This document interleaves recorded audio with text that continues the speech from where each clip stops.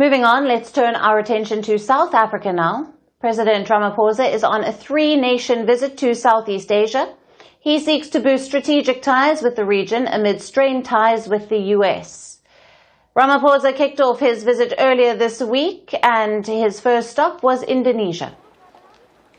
During his first state visit to the Southeast Asian country, Ramaphosa met with his Indonesian counterpart, Prabowo Subianto, in Jakarta. The two leaders held talks on boosting trade, investment, and defense ties. We would like to strengthen this relationship, to enhance this. We are both big countries of the South. We joined BRICS, and we want to see more closer relationship.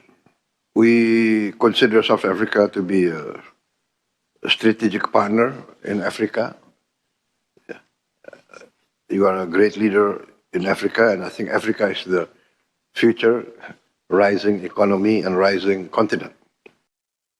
President Ramaphosa expressed South Africa's intent to work closely with other BRICS countries. He also talked about Indonesia's participation in the upcoming G20 summit in Johannesburg. South Africa is honored to hold the presidency of the G20, and we appreciate Indonesia's representation and contribution to the G20. We are especially pleased that Your Excellency will participate in the G20 Leaders Summit in Johannesburg later this coming month. After the bilateral talks, the two leaders held a press conference, hailing historical ties and agreeing to increase trade between the two countries. Indonesia is South Africa's third largest trading partner in Southeast Asia. Ramaphosa's state visit to Indonesia was preceded by a business forum.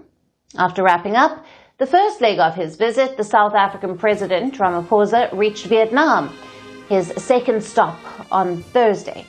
And there he met with his Vietnamese counterpart, Luang Quang, in the capital of Hanoi. Now, this marks the first visit by a South African president to Vietnam in around 20 years. During Ramaphosa's visit, the two countries elevated their bilateral relationship to a strategic partnership. Today, we take a decisive step towards the commencement of a process to elevate our bilateral relationship to a strategic partnership. South Africa sees Vietnam as a key partner in our export diversification strategy, and we are encouraged by the steady growth in trade and investment in our two countries. On Friday, President Ramaphosa also addressed a business forum in Hanoi. He said that the partnership between Vietnam and South Africa should build bridges between Africa and Asia. Now, he also held meetings with Vietnamese business corporations to encourage business investments in South Africa. South Africa is Vietnam's largest trade and export partner in Africa. According to Vietnamese government statistics, two-way trade between the two countries increased from over $190 million in 2007 to over $1.7 billion in 2024. After two state visits, President Ramaphosa will conclude his Asia tour in Malaysia, and this will be a working visit from the 25th to the 28th of October. President Ramaphosa will be a guest of the chair at the 47th ASEAN Summit and the East Asian Summit. Now, the summits will be held in Malaysia's capital of Kuala Lumpur. US President Donald Trump will be there too, among other leaders from Brazil, China, and Japan. Since Trump returned to the White House, ties between South Africa and the US have nosedived.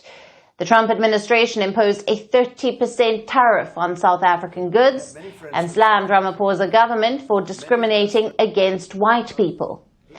Amid Trump's growing aversion, Ramaphosa has been seeking to diversify trade ties with other countries, and his latest Asia tour is a part of this push.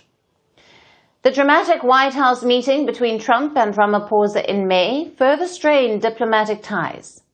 Amid the friction, will and how the two leaders interact during the ASEAN Summit, that remains to be seen. Want the facts? The latest developments? News that gets straight to the point.